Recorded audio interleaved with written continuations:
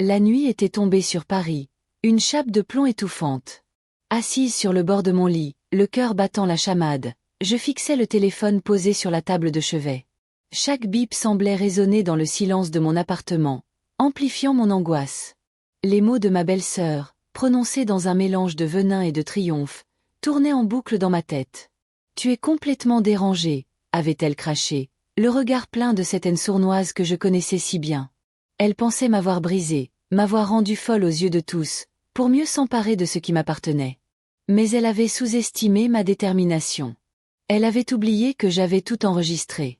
Chaque phrase, chaque accusation, chaque menace.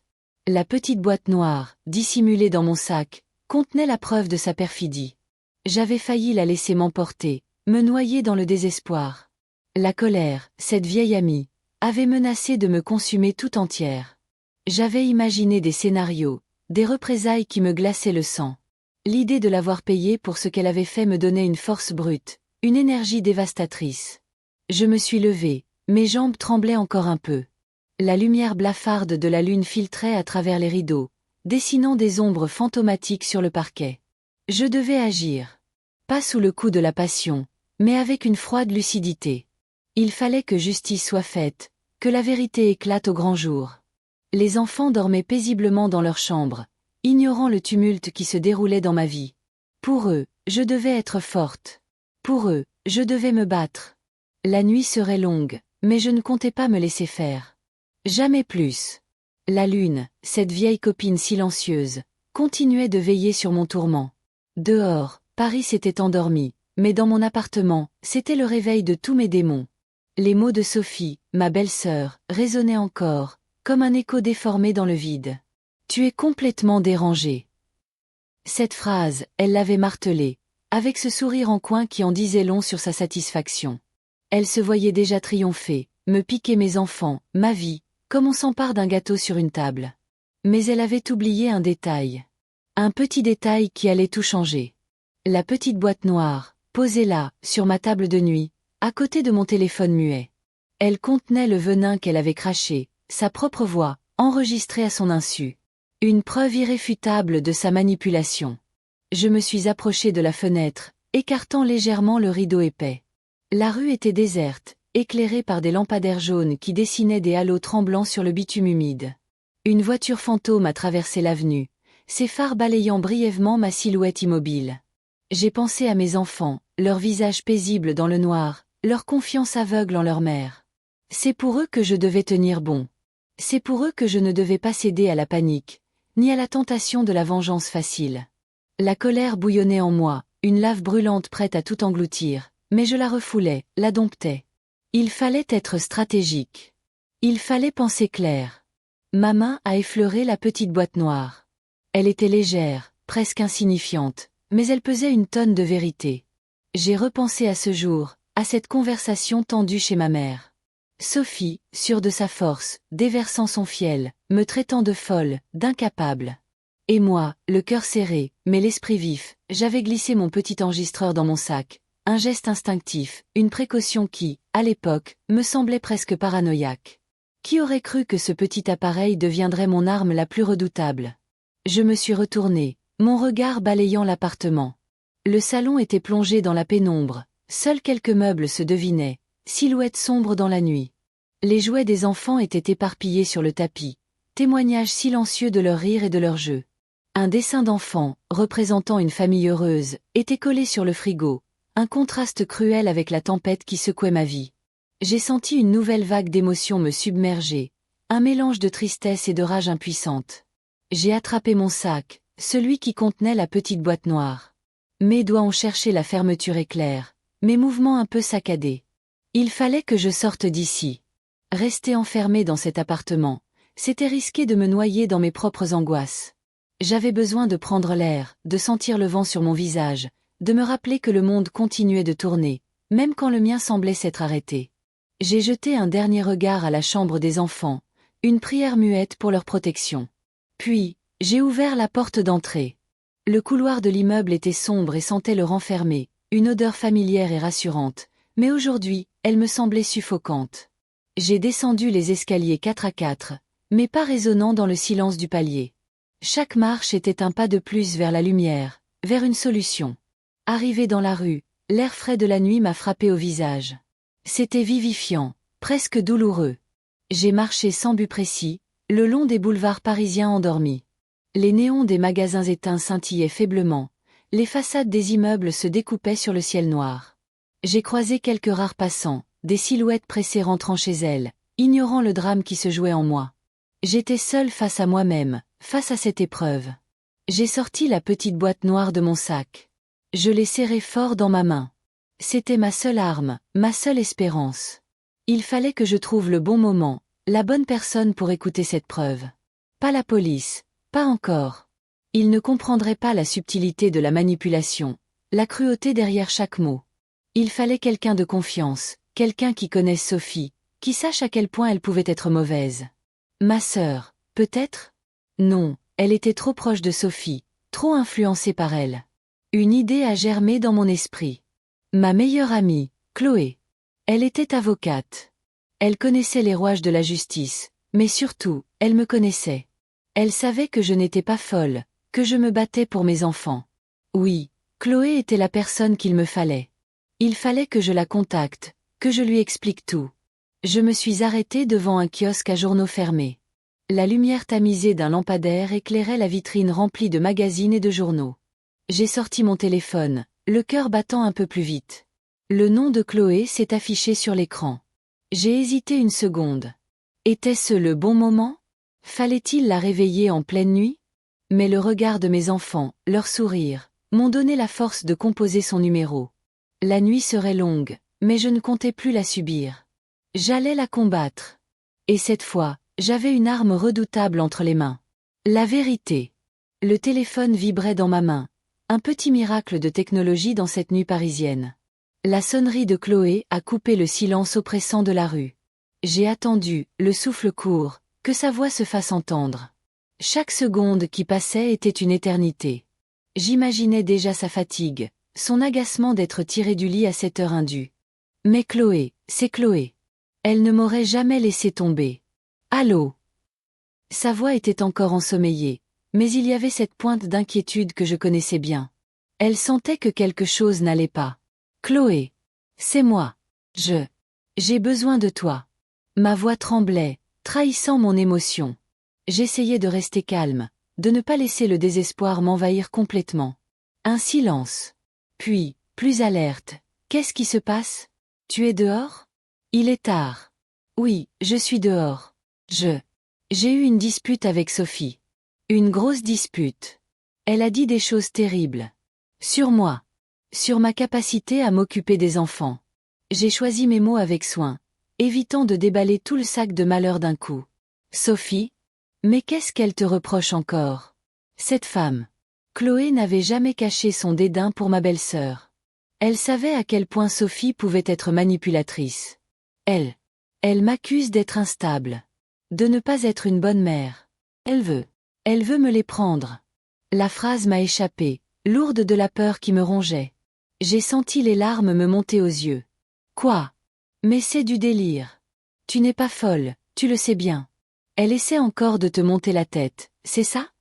Chloé avait toujours été mon roc, ma confidente. Elle savait la vérité.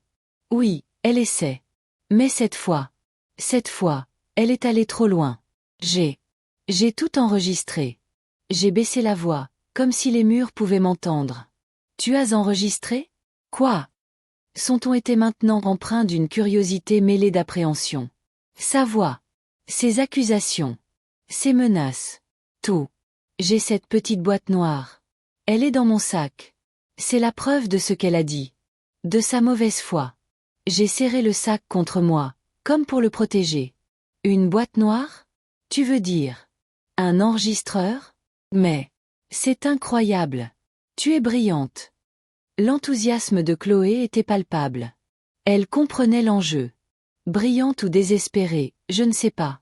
Mais j'ai besoin de ton aide. Je ne sais pas quoi faire maintenant. Je ne peux pas la laisser gagner. Pas pour mes enfants. Ne t'inquiète pas. Viens chez moi. Tout de suite. Je te prépare un thé. On va écouter ça ensemble, et on va trouver la meilleure solution. Tu ne seras pas seule. Un soulagement immense m'a envahi. La promesse de son aide, la chaleur de sa voix, tout cela m'a donné la force de continuer. Merci, Chloé. Vraiment. J'arrive. J'ai raccroché, le cœur un peu plus léger. L'idée de Chloé, mon amie avocate, me donnait un nouvel espoir. Elle saurait quoi faire de cet enregistrement. Elle saurait comment retourner la situation contre Sophie. Je me suis remise en marche, cette fois avec une destination précise. Le trajet jusqu'à chez Chloé me semblait à la fois trop court et trop long. Chaque pas me rapprochait de la lumière, de la possibilité de reprendre le contrôle de ma vie. J'ai repensé aux mots de Sophie, à son regard triomphant. Cette fois, elle avait sous-estimé mon intelligence, ma détermination. Elle avait oublié qu'en voulant me faire passer pour une folle, elle s'était elle-même piégée. La petite boîte noire était la clé. La clé pour prouver ma raison, pour protéger mes enfants. La nuit était encore longue, mais pour la première fois depuis des heures, je sentais qu'une issue était possible. Le vent frais de Paris me fouettait le visage, comme une promesse de renouveau. J'ai accéléré le pas, impatiente de retrouver Chloé, mon alliée. La bataille ne faisait que commencer, mais j'avais une arme secrète. Une arme qui allait faire trembler Sophie. La sonnerie de Chloé a coupé le silence oppressant de la rue. J'ai attendu, le souffle court, que sa voix se fasse entendre. Chaque seconde qui passait était une éternité. J'imaginais déjà sa fatigue, son agacement d'être tirée du lit à cette heure indue. Mais Chloé, c'est Chloé. Elle ne m'aurait jamais laissé tomber. Allô? Sa voix était encore ensommeillée, mais il y avait cette pointe d'inquiétude que je connaissais bien. Elle sentait que quelque chose n'allait pas. Chloé. C'est moi. J'ai besoin de toi. Ma voix tremblait, trahissant mon émotion. J'essayais de rester calme, de ne pas laisser le désespoir m'envahir complètement. Un silence. Puis, plus alerte. Qu'est-ce qui se passe? Tu es dehors? Il est tard. Oui, je suis dehors. J'ai eu une dispute avec Sophie. Une grosse dispute. Elle a dit des choses terribles. Sur moi. Sur ma capacité à m'occuper des enfants. J'ai choisi mes mots avec soin, évitant de déballer tout le sac de malheur d'un coup. Sophie? Mais qu'est-ce qu'elle te reproche encore? Cette femme. Chloé n'avait jamais caché son dédain pour ma belle-sœur. Elle savait à quel point Sophie pouvait être manipulatrice. Elle m'accuse d'être instable. De ne pas être une bonne mère. Elle veut me les prendre. La phrase m'a échappé, lourde de la peur qui me rongeait. J'ai senti les larmes me monter aux yeux. Quoi? Mais c'est du délire. Tu n'es pas folle, tu le sais bien. Elle essaie encore de te monter la tête, c'est ça? Chloé avait toujours été mon roc, ma confidente. Elle savait la vérité. Oui, elle essaie. Mais cette fois, elle est allée trop loin. J'ai tout enregistré. J'ai baissé la voix, comme si les murs pouvaient m'entendre. Tu as enregistré? Quoi? Son ton était maintenant empreint d'une curiosité mêlée d'appréhension. Sa voix. Ses accusations. Ses menaces. Tout. J'ai cette petite boîte noire. Elle est dans mon sac. C'est la preuve de ce qu'elle a dit. De sa mauvaise foi. J'ai serré le sac contre moi, comme pour le protéger. Une boîte noire? Tu veux dire? Un enregistreur? Mais, c'est incroyable. Tu es brillante. L'enthousiasme de Chloé était palpable. Elle comprenait l'enjeu. Brillante ou désespérée, je ne sais pas. Mais j'ai besoin de ton aide. Je ne sais pas quoi faire maintenant. Je ne peux pas la laisser gagner. Pas pour mes enfants. Ne t'inquiète pas. Viens chez moi. Tout de suite. Je te prépare un thé. On va écouter ça ensemble, et on va trouver la meilleure solution. Tu ne seras pas seul. Un soulagement immense m'a envahi. La promesse de son aide, la chaleur de sa voix, tout cela m'a donné la force de continuer. Merci, Chloé. Vraiment. J'arrive. J'ai raccroché, le cœur un peu plus léger. L'idée de Chloé, mon amie avocate, me donnait un nouvel espoir. Elle saurait quoi faire de cet enregistrement. Elle saurait comment retourner la situation contre Sophie. Je me suis remise en marche, cette fois avec une destination précise. Le trajet jusqu'à chez Chloé me semblait à la fois trop court et trop long. Chaque pas me rapprochait de la lumière, de la possibilité de reprendre le contrôle de ma vie. J'ai repensé aux mots de Sophie, à son regard triomphant. Cette fois, Elle avait sous-estimé mon intelligence, ma détermination. Elle avait oublié qu'en voulant me faire passer pour une folle, elle s'était elle-même piégée. La petite boîte noire était la clé. La clé pour prouver ma raison, pour protéger mes enfants.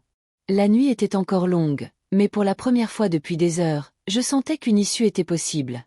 Le vent frais de Paris me fouettait le visage, comme une promesse de renouveau. J'ai accéléré le pas, impatiente de retrouver Chloé, mon alliée. La bataille ne faisait que commencer, mais j'avais une arme secrète. Une arme qui allait faire trembler Sophie. J'ai traversé des rues encore endormies, éclairées par les lampadaires jaunâtres. L'odeur des boulangeries qui commençait à s'activer flottait dans l'air, une odeur familière et rassurante. Mais ce soir, rien ne pouvait apaiser la tempête qui faisait rage en moi. J'ai pensé à mes enfants, à leurs petites mains agrippées à mes doigts, à leur rire cristallin. C'était pour eux que je devais me battre, pour eux que je devais être forte. L'image de Sophie, son sourire narquois, me donnait la force de continuer. Elle pensait m'avoir brisée, mais elle avait juste réveillé le lion en moi. Arrivée devant l'immeuble de Chloé, j'ai pris une profonde inspiration. Les marches de l'escalier me semblaient familières, chaque pas une étape vers la victoire. J'ai appuyé sur l'interphone, le cœur battant la chamade. « C'est moi, Chloé. Ouvre-moi, s'il te plaît. » La porte s'est déverrouillée avec un clic rassurant. J'ai monté les escaliers 4 à 4, l'adrénaline pompant dans mes veines. La porte de son appartement s'est ouverte avant même que j'aie le temps de frapper. Chloé était là, en robe de chambre, les cheveux en bataille, mais son regard était vif et déterminé. « Entre vite !» Elle m'a attrapé par le bras et m'a entraîné à l'intérieur. L'appartement était chaleureux, baigné d'une lumière douce. L'odeur du thé qu'elle avait préparé flottait dans l'air, promettant un réconfort bienvenu. « Pose-toi. Je te sers ton thé. » Elle s'est dirigée vers la cuisine, ses mouvements rapides et efficaces. J'ai posé mon sac sur la table du salon, la petite boîte noire à l'intérieur, lourde de promesses. J'ai regardé autour de moi, essayant de calmer mes nerfs. Des livres empilés, des photos de nous deux souriants, des coussins moelleux. C'était un havre de paix, un endroit où je pouvais enfin me sentir en sécurité. Chloé est revenue avec 2 tasses fumantes. Elle s'est assise en face de moi, son regard plein de sollicitude. « Alors, raconte-moi tout. » Sans rien omettre. J'ai pris une gorgée de thé, la chaleur me réchauffant de l'intérieur. J'ai sorti la petite boîte noire de mon sac et je l'ai posée sur la table entre nous. « C'est ça. C'est dedans. » Chloé a pris la boîte dans ses mains, l'examinant avec curiosité. « Incroyable. Tu as vraiment eu les nerfs solides. » J'étais désespérée. Et en colère. Une colère froide, qui me donnait la force de réfléchir. C'est exactement ce qu'il fallait. La colère, quand elle est maîtrisée, peut être une arme redoutable. Elle a sorti son téléphone. On va écouter ça tout de suite. Tu es prête ? J'ai hoché la tête, le cœur battant à tout rompre. Prête ou pas, il fallait y aller. La bataille ne faisait que commencer, et j'avais besoin de toutes mes forces. Chloé a posé la petite boîte noire sur la table. Elle ressemblait à un petit galet gris, discret, presque insignifiant. Pourtant, dans ses entrailles, elle contenait la preuve, l'arme qui allait peut-être me sauver. J'ai regardé Chloé, son visage concentré, ses yeux brillants d'une détermination qui me redonnait du courage. Elle avait cette façon de transformer le chaos en stratégie, de trouver une lumière même dans les situations les plus sombres. « Bon, on y va !» Sa voix était calme, mais je sentais l'excitation monter en elle, une sorte de fièvre juridique qui la prenait quand elle avait un dossier juteux entre les mains. J'ai hoché la tête, incapable de parler. Mes mains tremblaient légèrement. Chloé a attrapé son téléphone, a cherché une application, puis a tendu l'appareil vers la boîte. Un petit bruit de connexion, et l'écran s'est illuminé, affichant une forme d'onde sonore. « Tu es sûr que tu veux écouter ça maintenant ? On peut attendre. Si tu préfères, on peut aller dans un endroit plus neutre, plus tard. » J'ai secoué la tête. Non, il fallait que ce soit maintenant. Il fallait que j'entende sa voix, que je me confronte à ce qu'elle avait dit, que je le fasse mien pour pouvoir ensuite le retourner contre elle. L'affronter. Non, ici. Maintenant. Je veux que tu l'écoutes avec moi. Elle a appuyé sur le bouton play. Au début, il y a eu un grésillement, le bruit de la rue, des voitures qui passaient. Puis, une voix. La voix de Sophie. Elle était plus aiguë que dans mes souvenirs, chargée d'une colère sourde, d'une méchanceté calculée. « Tu te rends compte de ce que tu fais? Tu te crois maligne, hein? À vouloir jouer les mères parfaites. Mais tu es complètement instable. Tout le monde le voit. Tu craques. Tu n'es pas capable de t'occuper de ces gosses. Tu vas finir par leur faire du mal. Chaque mot était un coup de poignard. J'ai fermé les yeux, sentant la nausée monter. C'était pire que dans mes souvenirs. La violence de ses accusations, le ton qu'elle utilisait, tout cela me donnait envie de hurler. Et puis, il ne faut pas oublier ce passé. Tes petites périodes où tu n'allais pas bien. Tu crois que je ne sais pas? Que les autres ne savent pas? Tu es un danger pour eux. Il faut les protéger de toi. Il faut que je prenne les choses en main. Pour leur bien. J'ai senti la main de Chloé se poser sur mon bras, un geste de soutien silencieux. Elle ne disait rien, mais sa présence était un ancre. Je vais faire ce qu'il faut. Je vais parler à qui il faut. Je vais leur montrer que tu n'es pas apte. Que tu es une mère dangereuse. Tu vas voir, tu vas tout perdre. Tes enfants, ta vie, tout. C'est moi qui vais m'en occuper. C'est moi qui suis la plus stable. La plus normale. La voix de Sophie s'est éteinte dans un dernier soupir de satisfaction malsaine. Le silence qui a suivi était assourdissant. J'ai ouvert les yeux. Chloé me regardait, son visage fermé, une lueur de rage dans le regard. C'est monstrueux. Elle a vraiment dit ça? J'ai hoché la tête, incapable de formuler une réponse. Les larmes coulaient sur mes joues, mais ce n'étaient plus des larmes de désespoir. C'était une colère nouvelle, une colère pure, qui me traversait de part en part. Elle a tout dit. Tout ce qu'elle m'a reproché, tout ce qu'elle a l'intention de faire. Elle se croit intouchable. Chloé a pris une profonde inspiration. Elle a regardé la petite boîte noire, puis son téléphone. Un sourire lent, presque imperceptible, a commencé à se dessiner sur ses lèvres. Intouchable. On va voir ça. Elle a fait une grosse erreur, cette Sophie. Une erreur monumentale. Elle t'a sous-estimé. Et elle a surtout sous-estimé l'intelligence et la détermination de ton amie avocate. Elle a tapoté l'écran de son téléphone. J'ai tout enregistré, évidemment. Et j'ai fait une copie de sécurité sur mon cloud. On va pouvoir utiliser ça. On va pouvoir prouver qu'elle t'accuse sans fondement, qu'elle manipule tout le monde. Qu'elle cherche à te nuire pour son propre intérêt. Elle s'est penchée vers moi, son regard intense. Tu as fait une chose incroyable. Tu as eu le réflexe de capturer ses propres mots. C'est la meilleure preuve qu'on puisse avoir. Ça va nous permettre de la déstabiliser complètement. De montrer qu'elle n'est pas la victime qu'elle prétend être, mais bien la manipulatrice. J'ai senti une vague d'espoir me traverser. C'était réel. Ce n'était pas juste un rêve. L'enregistrement était là, la preuve de sa mauvaise foi. Et Chloé, mon amie, était là pour m'aider à l'utiliser. Mais comment? Qu'est-ce qu'on fait maintenant? On prépare le terrain. On va monter un dossier solide. On va montrer à quel point ces accusations sont fausses et malveillantes. Et ensuite, on va lui mettre ce bâton dans les roues.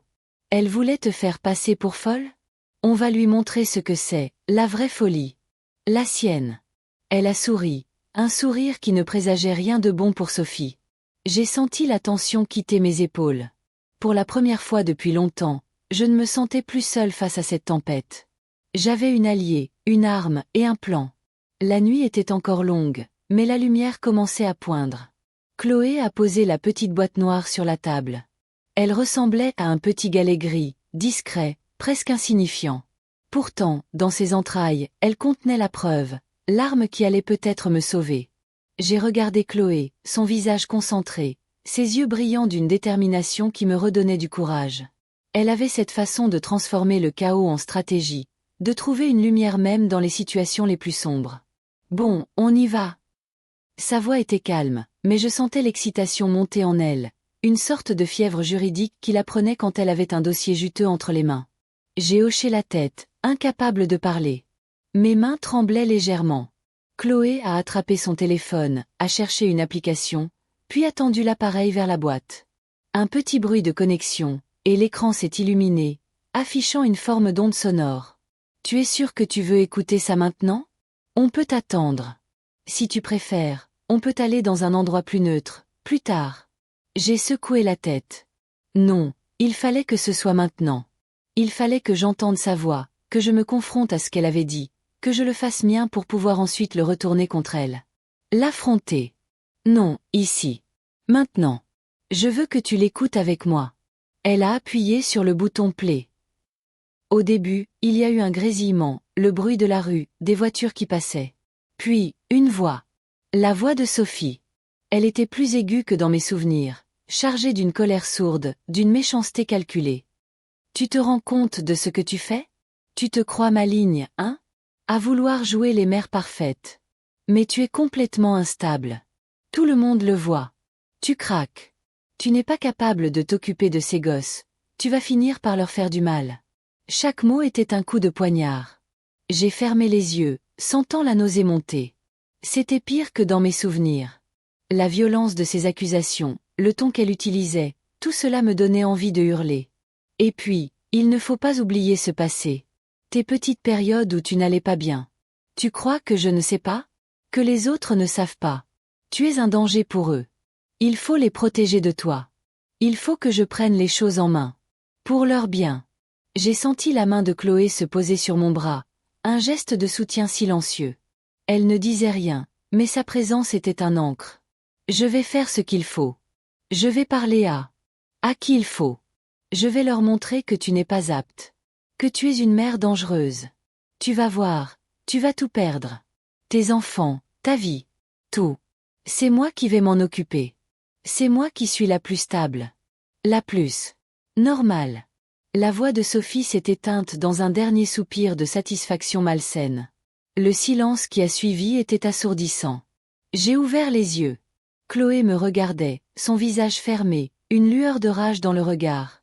C'est monstrueux. Elle a vraiment dit ça? J'ai hoché la tête, incapable de formuler une réponse. Les larmes coulaient sur mes joues, mais ce n'étaient plus des larmes de désespoir. C'était une colère nouvelle, une colère pure, qui me traversait de part en part. Elle a tout dit. Tout ce qu'elle m'a reproché, tout ce qu'elle a l'intention de faire. Elle se croit intouchable. Chloé a pris une profonde inspiration.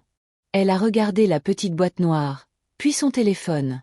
Un sourire lent, presque imperceptible, a commencé à se dessiner sur ses lèvres. Intouchable. On va voir ça. Elle a fait une grosse erreur, cette Sophie.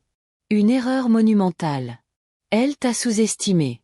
Et elle a surtout sous-estimé l'intelligence et la détermination de ton amie avocate. Elle a tapoté l'écran de son téléphone. J'ai tout enregistré, évidemment. Et j'ai fait une copie de sécurité sur mon cloud. On va pouvoir utiliser ça. On va pouvoir prouver qu'elle t'accuse sans fondement, qu'elle manipule tout le monde. Qu'elle cherche à te nuire pour son propre intérêt. Elle s'est penchée vers moi, son regard intense. Tu as fait une chose incroyable.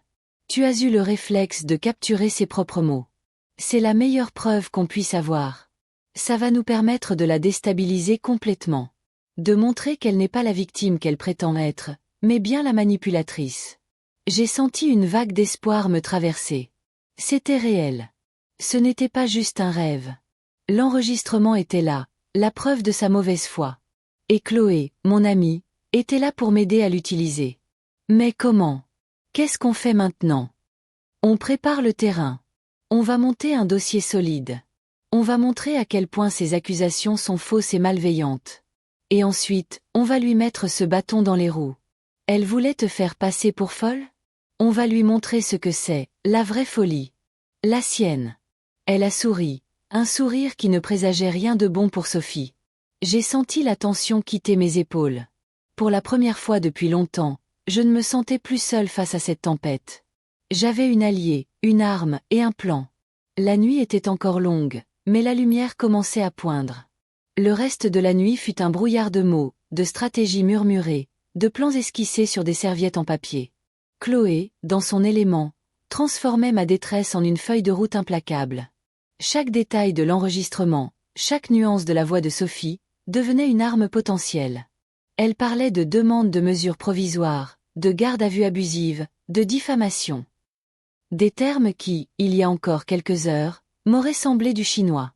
Maintenant, ils résonnaient comme des promesses. Je me sentais étrangement calme, vidée mais galvanisée. La colère qui m'avait traversée comme un coup de jus était retombée, laissant place à une détermination froide. Sophie m'avait cru fragile, instable, prête à craquer. Elle avait misé sur ma vulnérabilité, sur mon passé.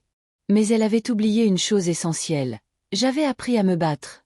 Et avec Chloé à mes côtés, j'avais désormais une vraie guerrière. Le soleil commençait à peine à poindre sur les toits de Paris quand Chloé a rangé ses notes. Sa fatigue était palpable, mais ses yeux brillaient encore de cette lueur d'acier. Voilà. Pour l'instant, c'est tout ce qu'on peut faire. La copie est sécurisée. Tu as les originaux, faites attention. Je vais commencer à préparer la défense. Ne t'inquiète pas, on va lui montrer. Elle m'a serré dans ses bras. Un geste simple, mais qui valait toutes les assurances du monde.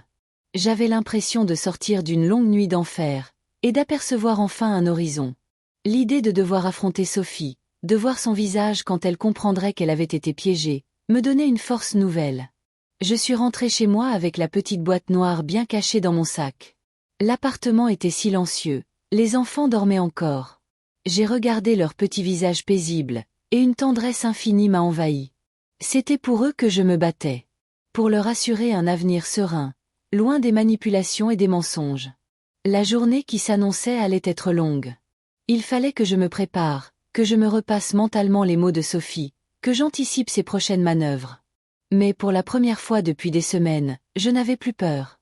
J'avais une arme. Une vraie. Et une amie qui savait s'en servir. Je me suis assise à la table de la cuisine, attendant le réveil des enfants. Le silence était lourd, mais pas oppressant. C'était un silence de préparation, un silence avant l'action. J'ai repensé à la voix de Sophie, à son arrogance, à sa certitude de gagner. Elle ne savait pas à qui elle avait affaire. Elle avait sous-estimé la force d'une mère prête à tout pour ses enfants. Et elle avait surtout sous-estimé la puissance de la vérité, quand elle est armée. La petite boîte noire, si discrète, contenait le début de sa chute. Et moi, je serais là pour la regarder s'écrouler. La bataille ne faisait que commencer, mais j'avais déjà gagné une manche cruciale. Je n'étais plus une victime. J'étais une combattante. Et j'allais me battre jusqu'au bout. La journée s'annonçait sous un nouveau jour, un jour teinté de justice et de revanche. Le soleil se levait à peine, jetant une lumière pâle sur les toits de Paris. L'appartement était encore plongé dans le silence du petit matin. Les enfants dormaient, leur respiration calme et régulière était la seule musique dans la maison. J'ai posé la petite boîte noire sur la table de la cuisine. Elle semblait si banale, si innocente, et pourtant, elle contenait le poison qui allait peut-être sauver ma vie. Chloé avait raison. Sophie avait fait une erreur monumentale. Elle s'était crue intouchable, invulnérable. Elle avait sous-estimé ma détermination, mais surtout, elle avait sous-estimé la force de l'amitié. L'amitié de Chloé. Cette femme était un roc. Elle avait transformé mon désespoir en une stratégie implacable. Chaque mot de cet enregistrement, chaque accusation gratuite, chaque menace voilée, Chloé les avait disséquées, les avait transformées en armes. Je me suis assise, le dos droit, le regard fixé sur la boîte. Les mots de Sophie résonnaient encore dans ma tête, comme un écho malsain. Tu es complètement instable. Tu n'es pas capable de t'occuper de ces gosses. Tu vas finir par leur faire du mal. Tu es un danger pour eux. Tu vas tout perdre. C'était d'une cruauté abyssale. Elle avait joué avec mes peurs les plus profondes, avec mes failles, avec mon passé. Elle avait voulu me briser, me faire passer pour une folle, pour une mère indigne. Mais elle s'était trompée. Elle m'avait appris à me battre. La peur avait fait place à une colère froide, une colère qui me donnait une force insoupçonnée. Ce n'était plus seulement pour moi que je me battais, c'était pour mes enfants. Pour leur assurer un avenir où la vérité triomphe, où les mensonges n'ont pas leur place. J'ai repensé à la nuit passée.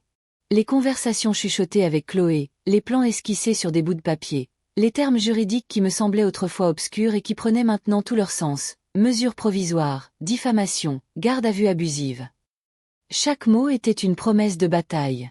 Chloé était déjà au travail, elle préparait le terrain. Elle construisait une forteresse autour de moi, une forteresse faite de preuves et de stratégies.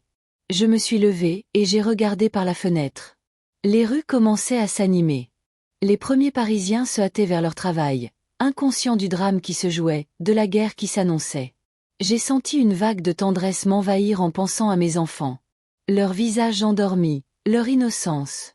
C'était pour eux que je devais être forte. C'était pour eux que je devais gagner. La petite boîte noire était là, silencieuse, mais puissante. Elle était la preuve irréfutable de la mauvaise foi de Sophie, de sa manipulation. Elle était mon arme, mon bouclier. Je n'étais plus seule. J'avais Chloé, et j'avais la vérité. Sophie avait cru pouvoir me détruire avec des mots. Elle allait découvrir que les mots, quand ils sont armés de vérité et de justice, peuvent être dévastateurs. Je me suis dirigée vers la chambre des enfants. Un sourire s'est dessiné sur mes lèvres. La journée allait être longue, intense, mais je n'avais plus peur. J'étais prête. Prête à affronter Sophie, prête à me battre pour mes enfants, prête à faire éclater la vérité. La bataille ne faisait que commencer, mais j'avais déjà gagné la première manche. J'étais une combattante, et j'allais me battre jusqu'au bout. Le soleil brillait maintenant plus fort, illuminant la ville. Un nouveau jour se levait, un jour teinté d'espoir et de revanche. Le soleil monte doucement, mais dans ma tête, c'est encore la nuit. J'ai les enfants dans le salon, un dessin animé à fond pour masquer mes pensées. Ils ne doivent rien sentir. Rien de cette tempête qui gronde en moi. La petite boîte noire, posée là, sur la table basse, à côté de leurs jouets éparpillés, me semble être le seul point fixe dans ce chaos. Elle contient la vérité, ma vérité. Et bientôt, elle sera leur bouclier. Chloé m'a envoyé un message. Tout est prêt. On attaque dès que tu veux. Attaquer. Le mot résonne étrangement. Je ne me suis jamais vue comme une guerrière. Juste une mère qui essaie de protéger sa progéniture. Mais Sophie m'a forcée à endosser ce rôle. Elle m'a poussée dans mes retranchements. Elle a voulu me briser. Elle a oublié que le verre brisé peut aussi servir à couper. Je regarde mes enfants, leur visage concentré sur l'écran. Ils sont si innocents. Ils ne savent pas que leur oncle, leur père, a laissé une femme prête à tout pour les garder sous sa coupe. Une femme qui a inventé des mensonges, qui a cherché à me faire passer pour une folle. Pour une incapable. L'idée de revoir Sophie, de croiser son regard, me donne des frissons. Pas de peur, non. Une sorte d'excitation glaciale. Elle va comprendre. Elle va comprendre qu'elle a joué avec le feu, qu'elle a sous-estimé la force d'une mère acculée. Elle pensait que j'allais m'effondrer, que j'allais disparaître. Elle n'avait pas anticipé la résilience. Elle n'avait pas anticipé Chloé. Je me lève, je vais dans la cuisine. J'ouvre le frigo, je sors une bouteille d'eau. Ma main tremble un peu. Je la repose. Il faut que je sois solide. Pour eux. J'ai repensé à cette nuit. Les mots de Chloé, ses conseils avisés. Elle m'a redonné une direction, une raison de me battre. Elle m'a rappelé que j'avais des droits, que je n'étais pas seule. Je regarde la petite boîte noire. Elle est là, discrète, mais son contenu est dévastateur. C'est la preuve. La preuve de ses manigances, de ses mensonges.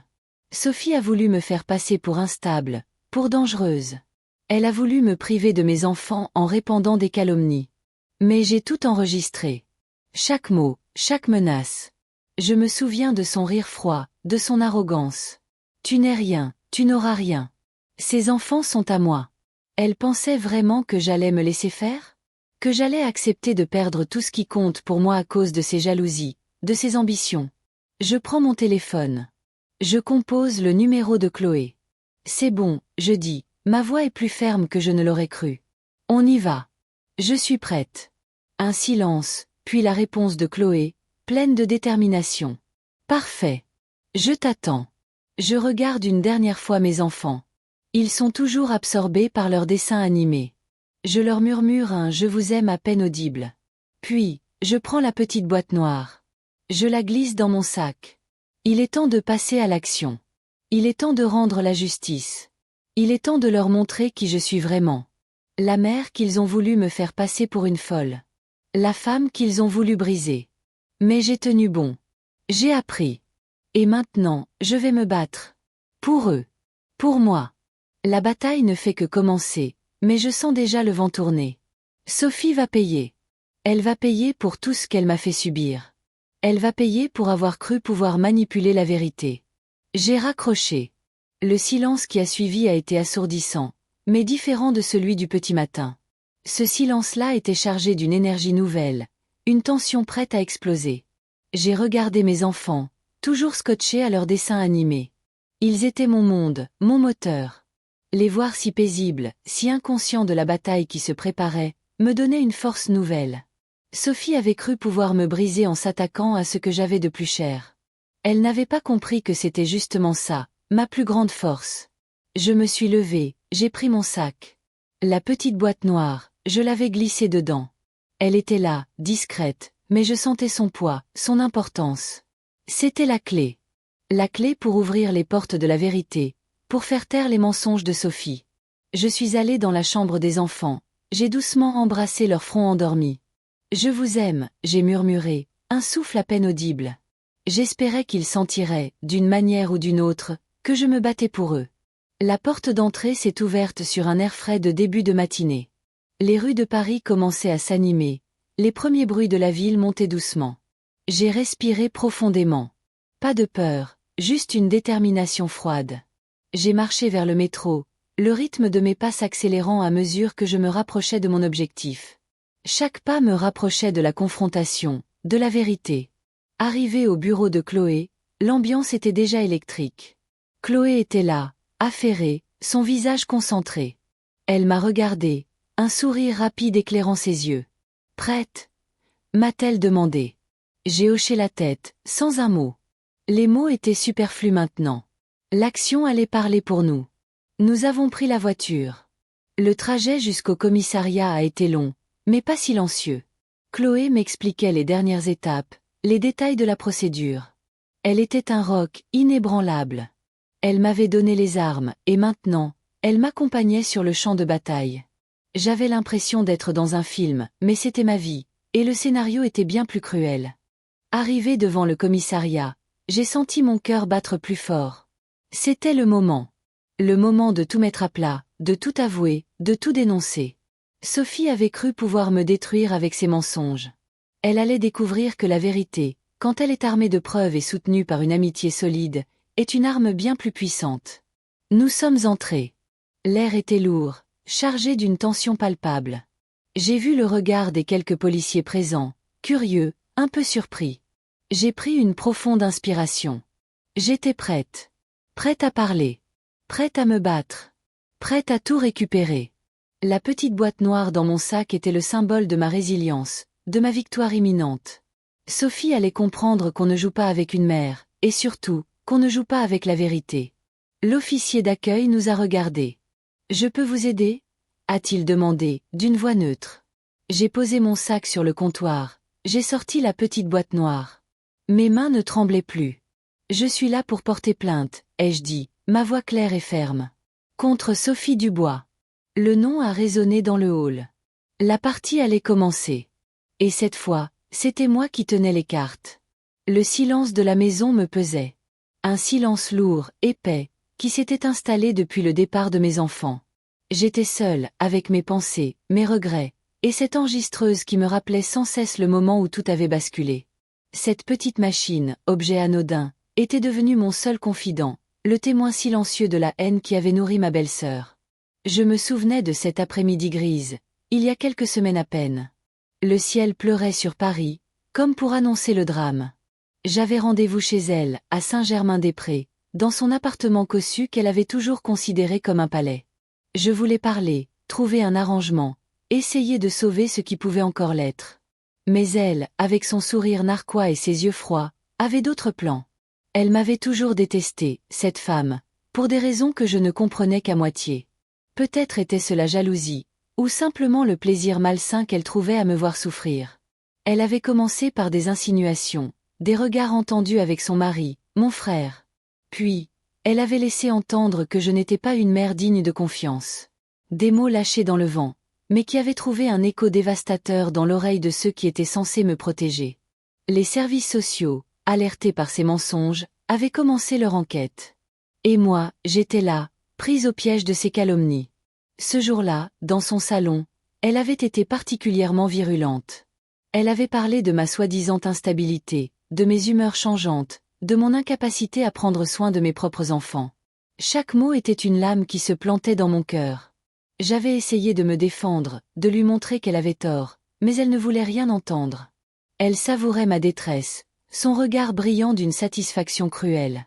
C'est alors que j'ai eu le réflexe. Un réflexe désespéré, né de la peur et de la rage. J'avais cette petite enregistreuse dans mon sac, un cadeau d'anniversaire que j'avais à peine utilisé. J'ai appuyé sur le bouton record sans vraiment réfléchir. Je voulais garder une trace, une preuve de ses paroles, au cas où. Au cas où le pire arriverait. Et le pire est arrivé. Les services sociaux, influencés par son discours, avaient décidé de me retirer la garde de mes enfants. La décision était tombée comme un coup près. Mes petits, mes trésors, arrachés à leur mère. La douleur était insupportable. J'avais l'impression que mon corps se déchirait, que mon âme se brisait en 1000 morceaux. J'ai passé des jours dans un brouillard, errant dans les rues de Paris, incapable de penser, incapable de faire quoi que ce soit. Le souvenir de ses paroles, de son sourire triomphant, me hantait. Et puis, un matin, j'ai repensé à l'enregistreuse. J'ai couru chez moi, le cœur battant à tout rompre. J'ai retrouvé la petite machine, et j'ai écouté. Ses aveux. Ses mensonges. Sa cruauté. Tout était là, gravé dans le silence de la bande. J'ai entendu sa voix, claire et nette, raconter comment elle avait orchestré toute cette histoire, comment elle avait manipulé les gens pour arriver à ses fins. J'ai entendu le son de sa satisfaction quand elle parlait de mes enfants, comme s'ils étaient des jouets qu'elle avait gagnés. Ce jour-là, quelque chose en moi a changé. La tristesse s'est muée en une fureur froide, une détermination implacable. J'avais la preuve. J'avais de quoi me battre. Mais en même temps, une autre pensée, plus sombre, plus violente, a commencé à germer. La pensée de la vengeance. La pensée de lui faire payer. Le souvenir de son visage, de son rire, me donnait envie de hurler, de tout casser, de la faire souffrir autant qu'elle m'avait fait souffrir. J'ai failli craquer, j'ai failli laisser la rage me consumer. La tentation était si forte, si palpable. Mais j'ai serré les poings, j'ai respiré profondément. Non, je ne deviendrai pas comme elle. Je ne me laisserai pas submerger par la haine. J'avais une mission, récupérer mes enfants.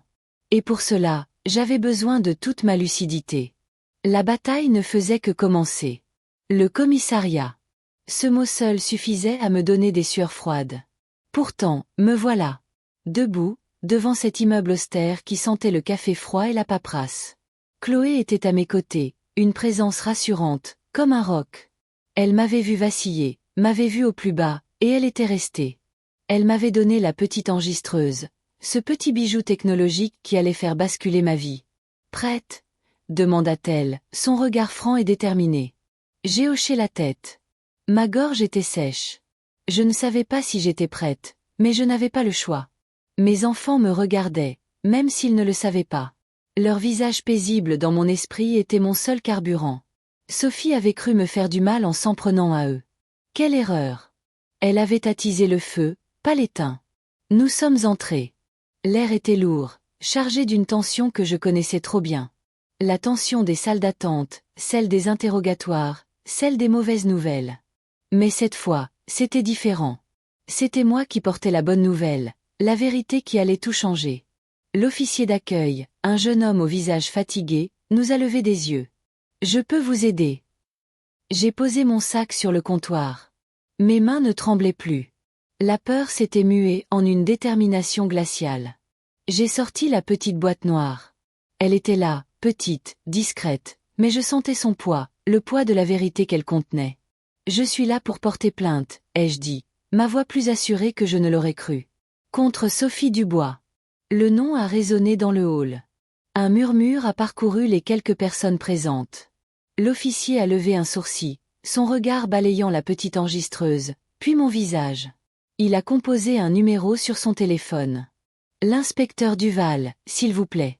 Une dame est là pour une déposition concernant Sophie Dubois. » L'attente a semblé durer une éternité. Chloé me tenait la main, ses doigts serrant les miens avec force. Chaque minute qui passait était une torture, mais aussi un soulagement.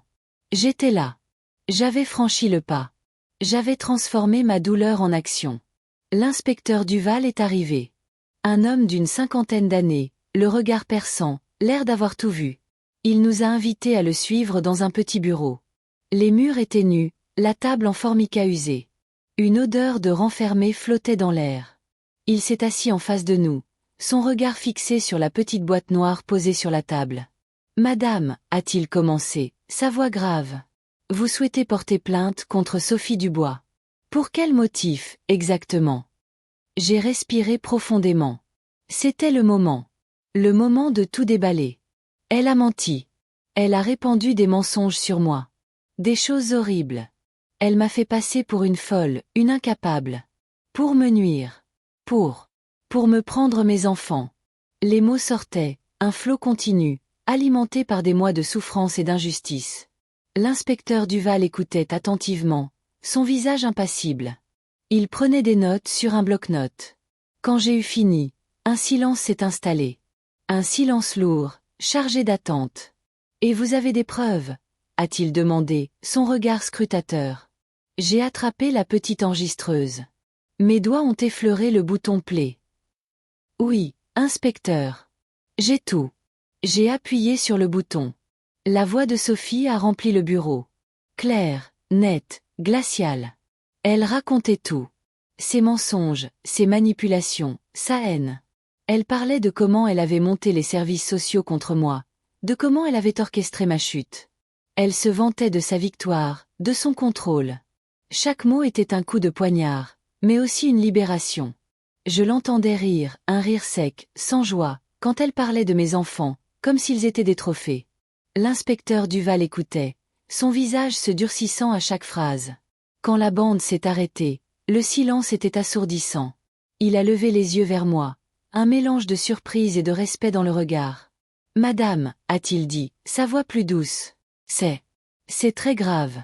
Nous allons prendre cela très au sérieux. » J'ai senti les larmes monter, mais cette fois, c'étaient des larmes de soulagement. La bataille n'était pas finie, loin de là. Mais pour la première fois depuis des mois, j'avais l'impression d'avoir une chance. Une vraie chance de récupérer ma vie, mes enfants. Sophie avait cru pouvoir me détruire. Elle allait découvrir que la vérité, quand elle est armée et soutenue par la justice, est une force imparable. J'avais la preuve. J'avais la justice. Et j'avais mes enfants au bout du chemin. J'ai senti les larmes monter, mais cette fois, c'étaient des larmes de soulagement. L'inspecteur Duval, avec son regard qui en avait vu d'autres, a pris la petite enregistreuse. Il l'a examinée avec une attention méticuleuse, comme si c'était une pièce à conviction d'une valeur inestimable. Et elle l'était. Elle contenait la vérité brute, sans fard, la vérité qui allait peut-être me rendre mes enfants. « Madame, a-t-il repris, sa voix un peu moins grave, presque compatissante. Ce que vous avez là est extrêmement sérieux. Nous allons devoir mener une enquête approfondie. Une enquête. » Le mot sonnait comme une promesse, mais aussi comme une nouvelle attente, une nouvelle période d'angoisse. Mais cette fois, j'avais un avantage. J'avais la preuve. J'avais la voix de Sophie, sa propre voix, qui témoignait contre elle. « Je comprends, inspecteur, » ai-je répondu, essayant de garder mon calme. « Je suis prête à coopérer. Je veux juste que mes enfants reviennent à la maison. » Chloé, à mes côtés, a serré ma main plus fort. Son soutien était un phare dans cette tempête. Elle ne m'avait pas lâché depuis le début, depuis le jour où j'avais découvert la trahison, depuis le jour où j'avais entendu cette voix sur la bande. Elle avait cru en moi, même quand je doutais de moi-même. « Nous allons devoir vous poser quelques questions, » a poursuivi Duval. « Sur vos relations avec Sophie Dubois, sur les événements qui ont mené à cette situation, et sur la manière dont vous avez obtenu cet enregistrement. » J'ai expliqué, le plus calmement possible, la rencontre chez Sophie, le réflexe d'enregistrer, la peur, le désespoir. J'ai parlé de son sourire, de ses paroles venimeuses, de sa façon de se délecter de ma souffrance. J'ai raconté comment elle avait tout orchestré, comment elle avait menti effrontément aux services sociaux, comment elle avait manipulé tout le monde pour arriver à ses fins. J'ai mis l'accent sur le fait que c'était un acte de légitime défense, une tentative désespérée de conserver une trace de ses mensonges. L'inspecteur prenait des notes, son visage impassible, mais je voyais dans ses yeux qu'il comprenait la gravité de la situation. Il a demandé à entendre l'enregistrement une nouvelle fois, cette fois-ci dans son bureau. Nous avons été conduites dans une pièce plus petite, plus austère encore. L'odeur de renfermé y était encore plus prononcée. Il a branché la petite enregistreuse sur un appareil, et la voix de Sophie a rempli l'espace confiné. Cette fois, j'écoutais différemment. J'entendais non seulement sa haine, mais aussi sa fragilité sous-jacente, sa propre peur de perdre le contrôle. Elle se vantait de son intelligence, de sa capacité à manipuler, mais c'était la voix d'une femme rongée par la jalousie et le ressentiment. J'ai vu le visage de l'inspecteur se crisper à plusieurs reprises, surtout lorsqu'elle parlait de mes enfants avec un dédain calculé, comme s'ils étaient de simples pions dans son jeu macabre. Quand la bande s'est tue, le silence qui a suivi était encore plus lourd qu'auparavant. Duval a regardé la petite boîte noire, puis moi. Il a pris une profonde inspiration. C'est accablant, a-t-il murmuré. Il est clair que Madame Dubois a agi de manière malveillante et délibérée. Nous allons lancer une enquête sur ses déclarations et ses actions. Il est probable que les décisions prises par les services sociaux devront être réexaminées à la lumière de ces nouvelles preuves. Il m'a expliqué les prochaines étapes, une déposition officielle, des vérifications, des entretiens. Il m'a assuré que ma plainte serait traitée avec la plus grande priorité. J'ai senti un poids énorme se soulever de mes épaules. Ce n'était pas fini, la route serait encore longue et semée d'embûches, mais j'avais fait le premier pas. Le pas le plus important. J'avais la preuve, et j'avais l'appui de la justice. Sophie avait cru que ses mensonges étaient invincibles. Elle allait apprendre, à ses dépens, que la vérité finit toujours par éclater, surtout quand elle est enregistrée sur une petite boîte noire. L'idée de sa chute, de son impuissance face à la vérité, me donnait une force nouvelle. J'allais me battre pour mes enfants, avec chaque once de mon énergie. L'odeur du café froid et de la paperasse s'estompe, remplacée par celle, plus âcre, de l'attente. L'inspecteur Duval a pris la petite enregistreuse. Elle semblait si dérisoire entre ses mains, ce petit objet qui contenait pourtant tout mon désespoir et ma rage. Il l'a posée délicatement sur son bureau, comme une pièce de musée. « Madame, a-t-il repris, sa voix plus posée, presque douce. Nous allons devoir faire une déposition formelle. Cela prendra un peu de temps. » Chloé m'a serré la main. « On est là, » a-t-elle murmuré. Ces mots simples étaient un baume. Je savais qu'elle ne me lâcherait pas. Elle avait été mon roc quand je sombrais. Elle était là maintenant, quand je remontais la pente. J'ai hoché la tête, fixant le bureau de l'inspecteur. J'imaginais déjà la suite. Les questions, les détails, revivre encore et encore ce cauchemar. Mais cette fois, c'était différent. J'avais une arme. La voix de Sophie. Sa propre voix, trempée de venin, qui allait la trahir. Je suis prête, ai-je dit, ma voix plus ferme que je ne l'aurais cru. L'idée que mes enfants puissent bientôt rentrer à la maison me donnait une force insoupçonnée. J'avais traversé l'enfer, j'avais été dépouillée de tout, mais je n'avais jamais cessé de me battre, même quand je ne savais plus comment. L'enregistrement, c'était mon coup de poker, ma dernière chance. Et elle avait fonctionné. L'inspecteur Duval m'a invité à le suivre dans une autre pièce. Plus petite, plus sombre. L'air y était encore plus confiné. Il a branché la petite enregistreuse sur un appareil. J'ai senti mon cœur battre plus fort. C'était reparti. La voix de Sophie a empli le silence. Cette fois, je l'écoutais avec une distance nouvelle. Ce n'était plus moi qui subissais ces mots, c'était elle qui se piégeait elle-même. Chaque phrase était une nouvelle preuve, une nouvelle fissure dans son château de mensonges. Elle se vantait, parlait de sa stratégie, de comment elle avait retourné les services sociaux, comment elle avait monté tout le monde contre moi. Elle se délectait de ma détresse, de ma perte. C'était glaçant. J'ai vu le visage de l'inspecteur se durcir. Ses sourcils se fronçaient, sa mâchoire se serrait. Quand elle a mentionné mes enfants, parlant d'eux comme de trophées, comme si leur bien-être dépendait de sa seule volonté, j'ai senti une colère sourde monter en moi. Une colère froide, contenue. L'inspecteur a stoppé la lecture. Il a posé un regard intense sur moi. « Madame, a-t-il dit, sa voix grave résonnant dans la petite pièce. Ce que vous avez là est accablant. Madame Dubois a agi de manière absolument malveillante et délibérée. Nous allons lancer une enquête approfondie sur ses déclarations et ses actions. Les décisions prises par les services sociaux devront être réexaminées, c'est une évidence. » Un poids énorme s'est soulevé de mes épaules. Ce n'était pas encore fini, loin de là. Il y aurait encore des démarches, des attentes, des moments de doute. Mais j'avais la preuve. La voix de Sophie, sa propre voix, témoignait contre elle. Elle avait cru que ses mensonges étaient invincibles. Elle allait apprendre que la vérité, quand elle est armée et soutenue par la justice, est une force imparable. L'idée de sa chute, de son impuissance face à la vérité, me donnait une force nouvelle. Je me battrais pour mes enfants, avec chaque once de mon énergie. « Je comprends, inspecteur, » ai-je répondu, essayant de garder mon calme. « Je suis prête à coopérer. Je veux juste que mes enfants rentrent à la maison. » Chloé m'a serré la main. Son soutien était un phare dans cette tempête. Elle ne m'avait pas lâché depuis le début, depuis le jour où j'avais entendu cette voix sur la bande. Elle avait cru en moi, même quand je doutais de moi-même. Nous allons devoir vous poser quelques questions, a poursuivi Duval. Sur vos relations avec Sophie, sur les événements qui ont mené à cette situation. Et sur la manière dont vous avez obtenu cet enregistrement. J'ai expliqué, le plus calmement possible, la rencontre chez Sophie, ce réflexe d'enregistrer, la peur, le désespoir. J'ai parlé de son sourire, de ses paroles venimeuses, de sa façon de se délecter de ma souffrance. J'ai raconté comment elle avait tout orchestré, comment elle avait menti effrontément aux services sociaux, comment elle avait manipulé tout le monde pour arriver à ses fins. J'ai mis l'accent sur le fait que c'était un acte de légitime défense, une tentative désespérée de conserver une trace de ses mensonges. L'inspecteur prenait des notes, son visage impassible, mais je voyais dans ses yeux qu'il comprenait la gravité de la situation. Il a demandé à entendre l'enregistrement une nouvelle fois, cette fois-ci dans son bureau. Nous avons été conduites dans une pièce plus petite, plus austère encore.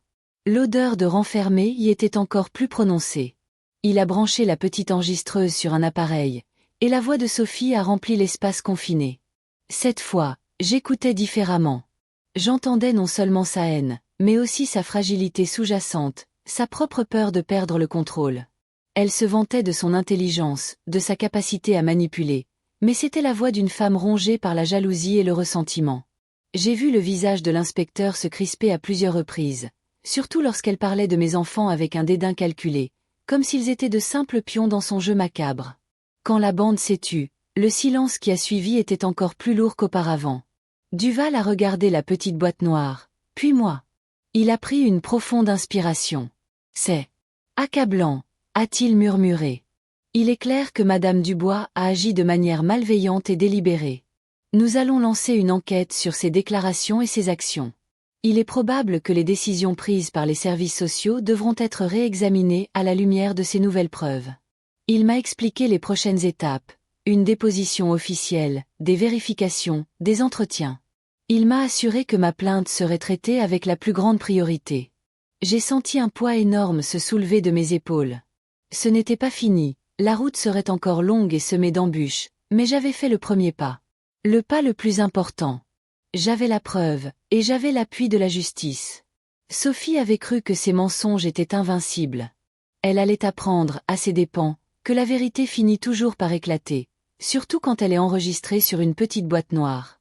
L'idée de sa chute, de son impuissance face à la vérité, me donnait une force nouvelle. J'allais me battre pour mes enfants, avec chaque once de mon énergie. Le poids sur mes épaules s'est allégé, c'est vrai. Mais ce n'était qu'un répit. L'inspecteur Duval m'a regardé, son regard intense. Madame, nous allons devoir procéder à une déposition formelle. Cela va prendre un peu de temps. Il faut tout consigner par écrit, chaque détail. J'ai hoché la tête, la gorge serrée. Chloé était là, sa main toujours dans la mienne. On est là, a-t-elle murmuré. Sa présence, sa force tranquille, c'était tout ce dont j'avais besoin. Elle ne m'avait pas lâché une seconde, depuis le jour où j'avais découvert l'horreur, depuis le jour où j'avais entendu cette voix sur l'enregistreur. Elle avait toujours cru en moi, même quand je sombrais. Je comprends, ai-je répondu à Duval, ma voix plus ferme que je ne l'aurais cru. Je suis prête. Je veux juste que mes enfants reviennent à la maison. Il m'a guidée vers une autre pièce, plus petite, plus austère. L'odeur de vieux papier et de café froid flottait dans l'air. Il a branché la petite enregistreuse sur un appareil. Mon cœur s'est emballé. C'était reparti. La voix de Sophie a rempli le silence. Cette fois, je l'écoutais différemment. Ce n'était plus moi qui subissais ces mots, c'était elle qui se piégeait. Chaque phrase était une nouvelle preuve, une fissure dans son château de mensonges. Elle se vantait, parlait de sa stratégie, de comment elle avait retourné les services sociaux, de comment elle avait monté tout le monde contre moi. Elle se délectait de ma détresse, de ma perte. C'était glaçant. J'ai vu le visage de Duval se durcir. Ses sourcils se fronçaient, sa mâchoire se serrait. Quand elle a mentionné mes enfants, parlant d'eux comme de trophées, comme si leur bien-être dépendait de sa seule volonté, j'ai senti une colère sourde monter en moi. Une colère froide, contenue. L'inspecteur a stoppé la lecture. Madame, a-t-il dit, sa voix grave résonnant dans la petite pièce. Ce que vous avez là est accablant. Madame Dubois a agi de manière absolument malveillante et délibérée. Nous allons lancer une enquête approfondie sur ses déclarations et ses actions. Les décisions prises par les services sociaux devront être réexaminées, c'est une évidence. Un poids énorme s'est soulevé de mes épaules. Ce n'était pas encore fini, loin de là. Il y aurait encore des démarches, des attentes, des moments de doute. Mais j'avais la preuve. La voix de Sophie, sa propre voix, témoignait contre elle. Elle avait cru que ses mensonges étaient invincibles. Elle allait apprendre que la vérité, quand elle est armée et soutenue par la justice, est une force imparable. L'idée de sa chute, de son impuissance face à la vérité, me donnait une force nouvelle. Je me battrais pour mes enfants, avec chaque once de mon énergie. Je comprends, inspecteur, ai-je répondu, essayant de garder mon calme. Je suis prête à coopérer. Je veux juste que mes enfants rentrent à la maison. Les jours qui ont suivi ont été un tourbillon.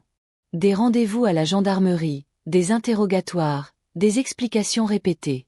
J'ai raconté mon histoire, encore et encore, à différents officiers. J'ai parlé de Sophie, de sa jalousie féroce, de sa manière de vouloir tout contrôler. J'ai décrit la peur qui m'avait rongé, le sentiment d'impuissance face à ses mensonges. Chloé était toujours là, un roc inébranlable. Elle m'accompagnait partout, me soutenait, me rappelait pourquoi je me battais. Les services sociaux ont été contactés. L'enregistreur a été analysé, la voix de Sophie authentifiée.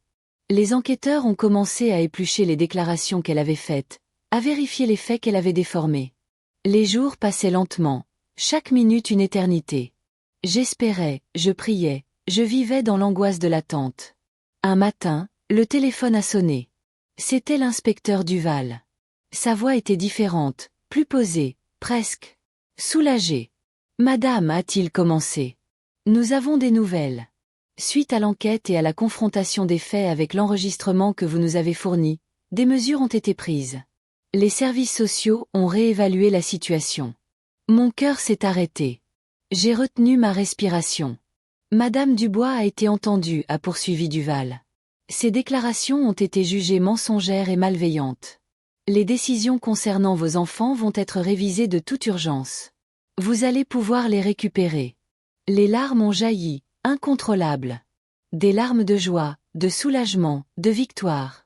J'ai balbutié des remerciements, des sanglots secouant mon corps. Chloé m'a serré dans ses bras. Je savais que tu y arriverais, a-t-elle dit, sa voix tremblante d'émotion. Quelques heures plus tard, j'étais devant la maison.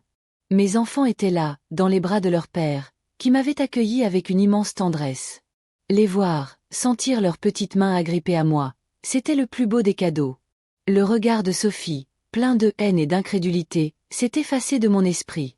La vérité avait triomphé.